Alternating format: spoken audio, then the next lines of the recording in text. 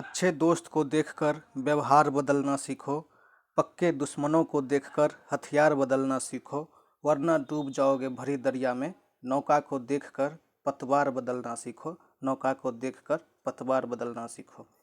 Hello दोस्तों, career planet YouTube channel पर आपका स्वागत है। आज से हम स्टार्ट कर रहे हैं बिहार दरोगा मेंस का प्रैक्टिस सेट, जो कि अरिहंत के पुस्तक को हम लोग स्टार्ट कर रहे हैं। और यहाँ पर जो है टोटल कुल कितने सेट करने वाले हैं, तो यहाँ पे हम लोग 80 सेट करेंगे और एक दिन में 2 सेट करेंगे। तो आज तो एक ही सेट, और आज थोड़ा बहुत इधर उधर भी हो सकता है। और कल हम पर्सनली यहाँ पे 2 सेट करेंगे, एक सुबह में एक शाम को, और शाम को यहाँ पे हिंदी का भी प्रत्येक दिन सेट आपको मिल जाएगा।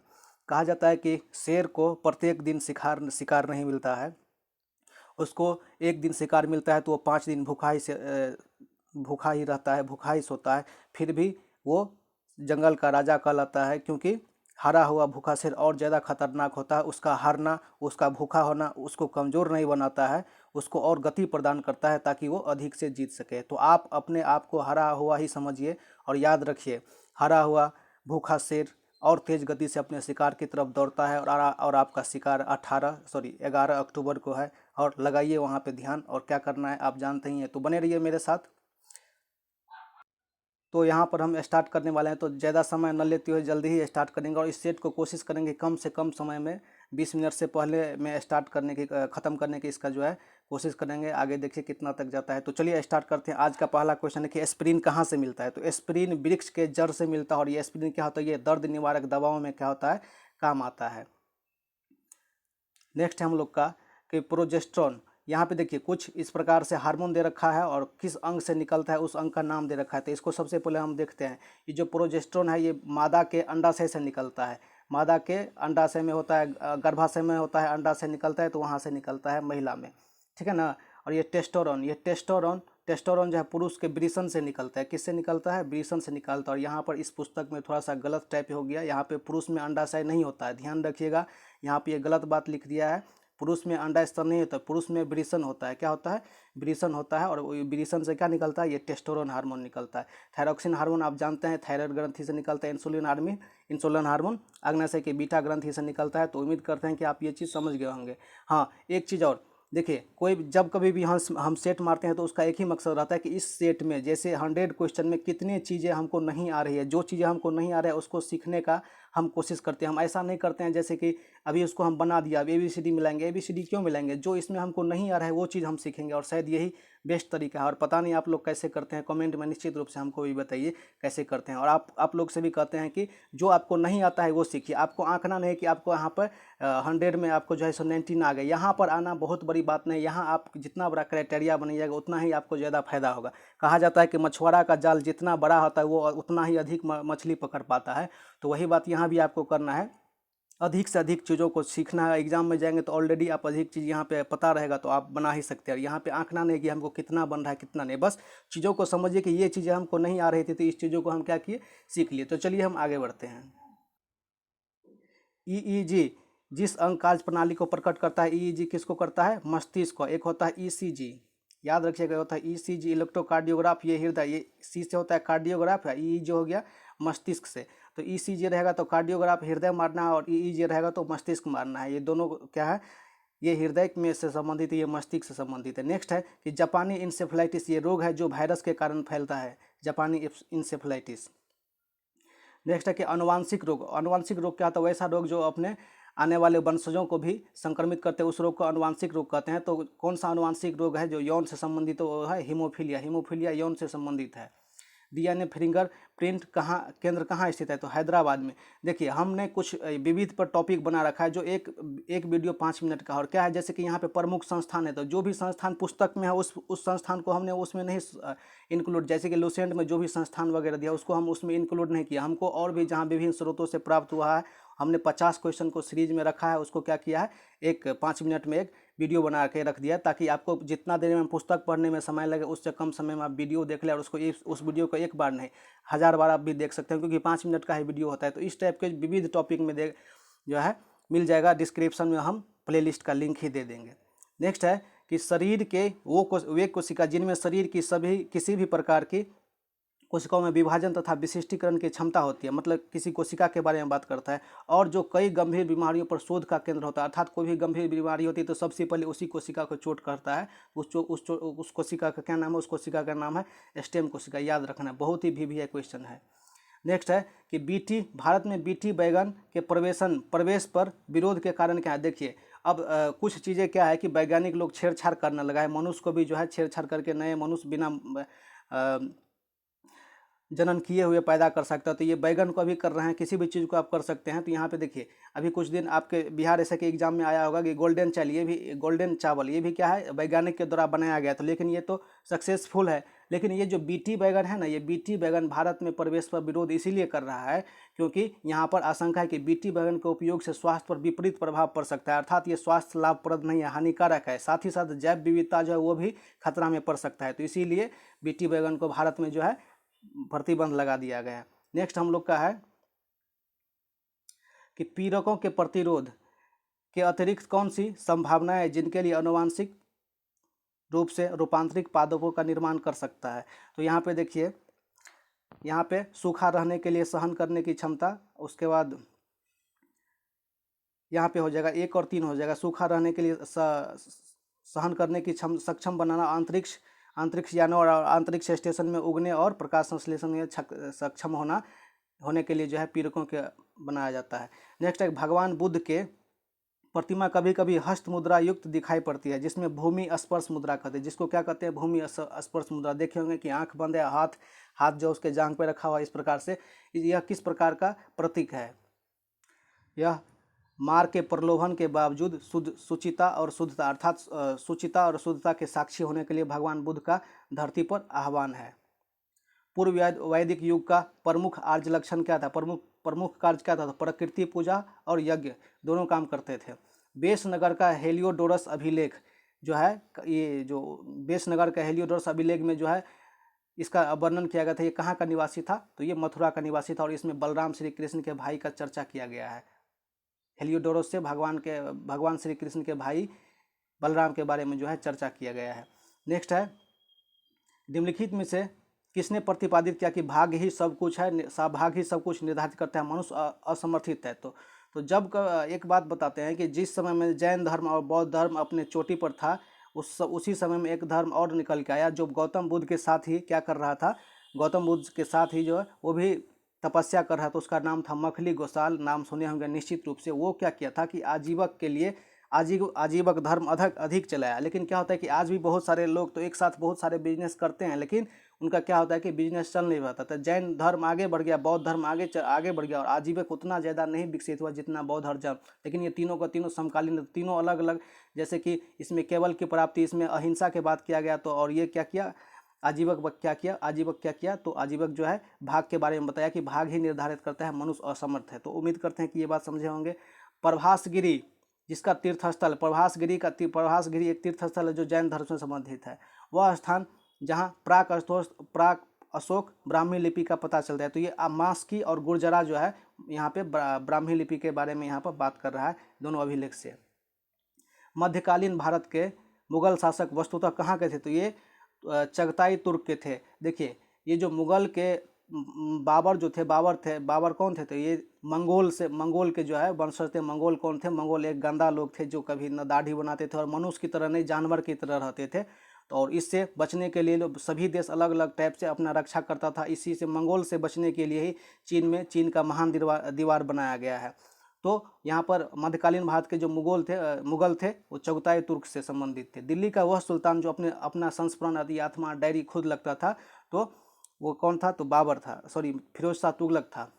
आवास क्या था? आवास विभिन्न प्रकार के करों का समूह, जैसे गृह कर, सिंचाई कर, आयकर।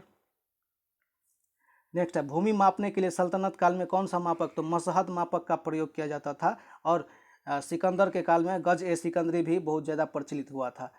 महाराणा संगा और इब्राहिम लोदी के बीच खनवा का भी युद्ध हुआ था। जब आप हिमालय की यात्रा करेंगे तो आप देख पाएंगे गहरे खंड। क्या होता है कि हिमालय से कभी न कभी नदी निकल रही थी, तो जिस रास्ता से नदी निकलती है तो उस रास्ता में पत्थर मिट्टी जो भी होता है उसको अपने साथ लेके आगे बढ़ जाती है। तो ये तो बनना ही है।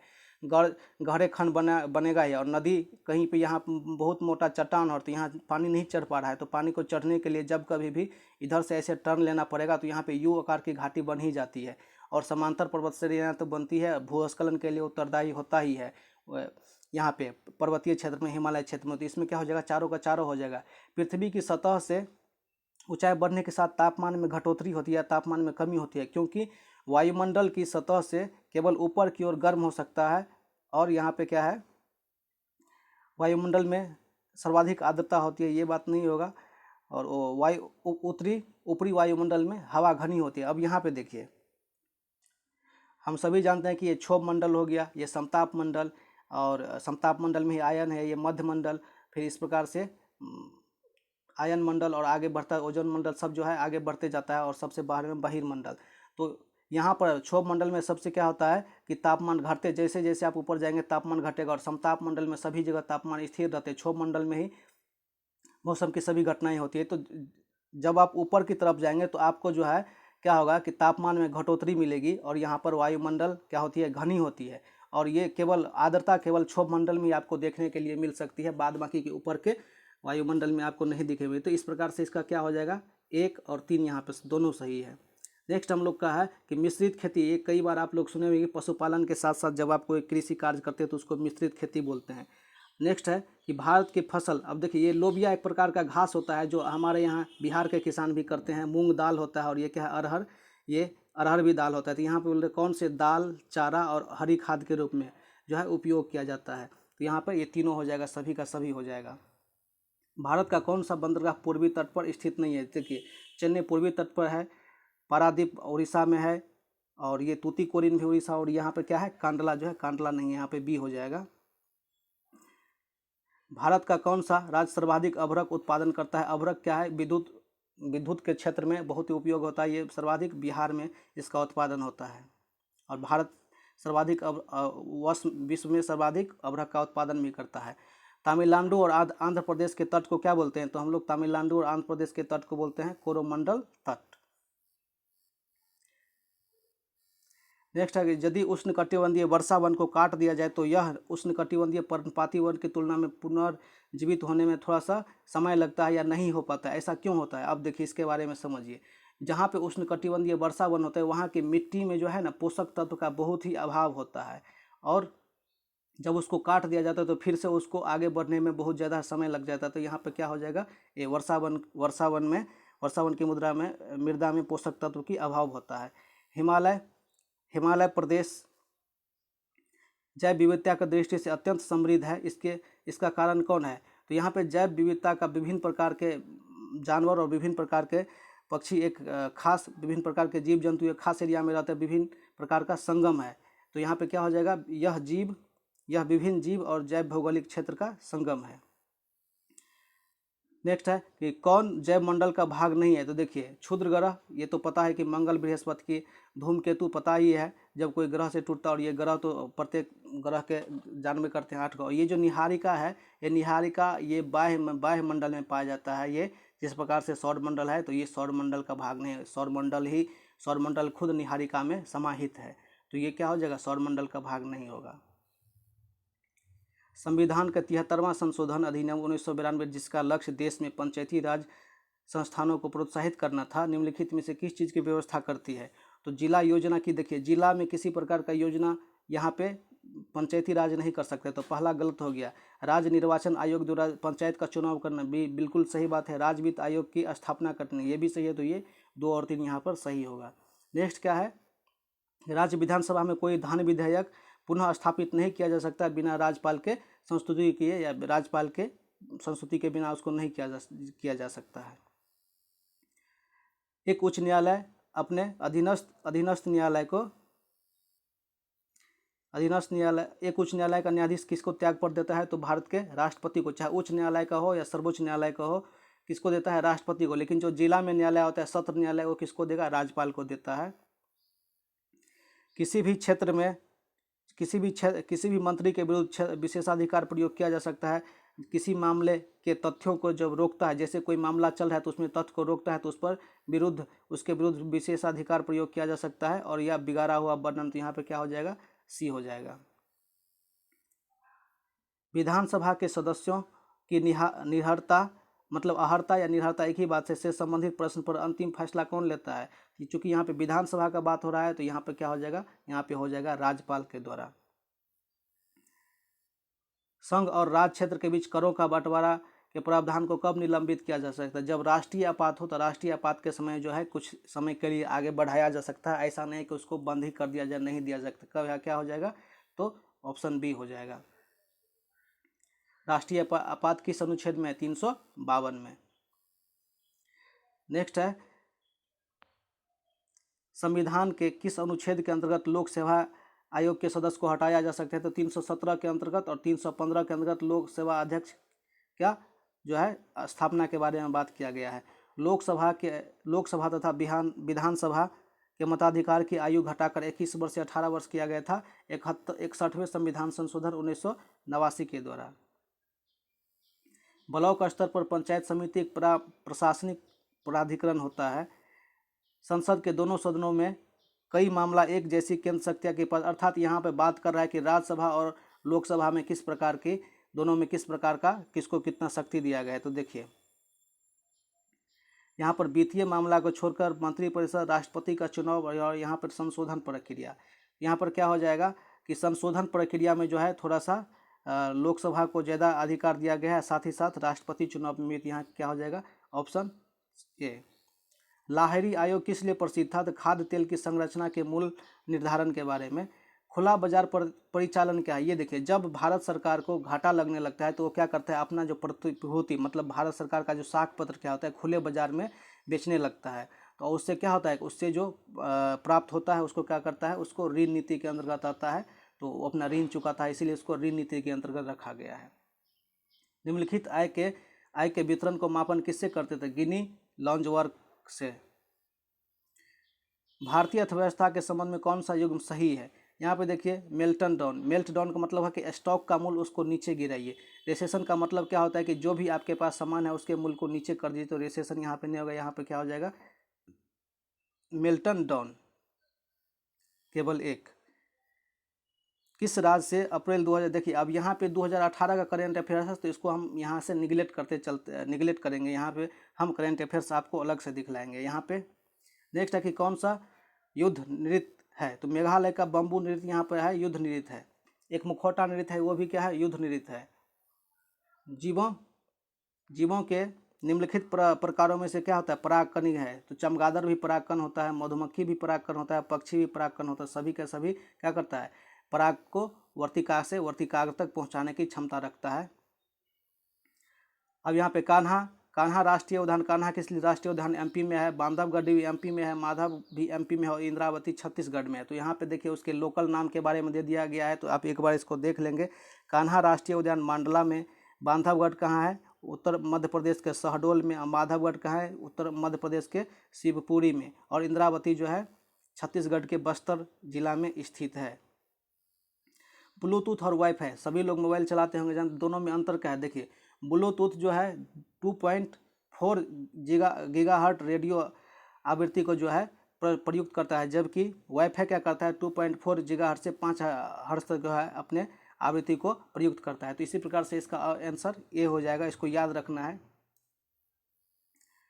वर्ष 2011 की जनगणना के अनुसार जनसंख्या के आधार पर राज्य के घटते क्रम में व्यवस्थित की, तो सबसे अधिक जो है यहाँ पे किसका है, उत्तर प्रदेश का, फिर बिहार का, फिर पश्चिम बंगाल का, फिर लास्ट में आंध्र प्रदेश का है। साउथ का जितने भी राज्य है वहाँ का क्या है, तो वहाँ पर जनसंख्या कम है। चुनार किस लिए प्रसिद्ध है। तो चुनार, ये जो चुनार की बात कर रहा है, ये मिर्ज़ापुर इलाहाबाद के आसपास में है, जहाँ पर मिट्टी के जो गीली मिट्टी के खिलौने बनाए जाते हैं, इसलिए प्रसिद्ध है। यहाँ पे क्या हो जाएगा, इनमें से कोई नहीं होगा इसका जवाब। नेक्स्ट हम देखते हैं, उत्तर प्रदेश में दिया सलाई का उद्योग केंद्र कौन सा है। तो कौन सा है, यहाँ पे बरेली है।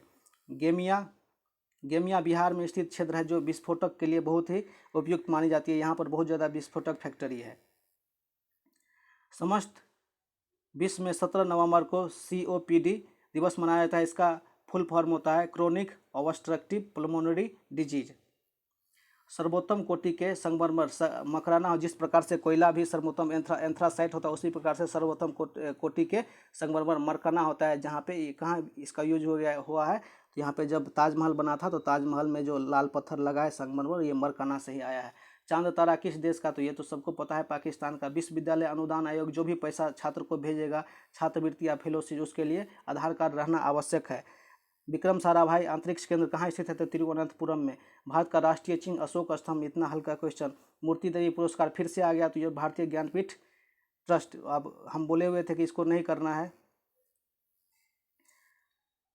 यहाँ पे देखिए, महाराष्ट्र के किस स्थान पर नए वन्यजीव की अभयारण्य की स्थापना की बात की जा रही है, स्वीकृत के 14 जारी के पर है, क्या है, एक नए वन्यजीव अभयारण्य की स्थापना होगी।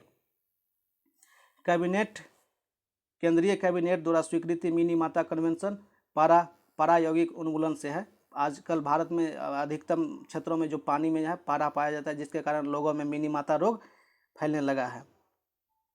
भारत में उत्तराखंड में जल आपूर्ति सुधार के लिए फिर ये आगे, वैसे इसका ADB होगा, विश्व बैंक। कृष्णा कुमारी जो है पाकिस्तान की पहली महिला। नेक्स्ट हम आगे बढ़ते हैं। यहाँ पे देखिए, किस नगर में जापानियों ने विश्व शांति स्तूप बौद्ध धर्म से संबंधित है, तो यहाँ पे बोध गया मारना है। गया और बोध गया दो अलग अलग जगह है। गया कहाँ पड़ता है, गया अलग जिला, और ये बोध गया नालंदा के अंतर्गत है, जहाँ पर गौतम बुद्ध को ज्ञान की प्राप्ति हुई थी। वहाँ पर जापानियों द्वारा बौद्ध स्तूप का, विश्व शांति स्तूप का स्थापना किया गया था। इल्तुतमिश किसका गुलाम था, ये कुतुबुद्दीन ऐबक का था, जो बिहार में अपना पहला सूबेदार मलिक जानी को बनाया था। हुमायूं का चुनार, एक चुनार पहली भी आया था, एक चुनार ये बंगाल वाला चुनार है। पहला बार कहाँ आक्रमण हुआ था, 1531 ईस्वी में। अकबर ने बिहार एवं बंगाल को बनाया था, बिहार में साम्राज्य में मिलाया था 1575 ईस्वी में। शेरशाह सूरी के पिता हसन सूर का मकबरा रोहतासगढ़ में स्थित है। किस मुगल शासक ने सर्वप्रथम बिहार को साम्राज्य में मिलाया, तो अभी बताया था कि अकबर ने मिलाया था।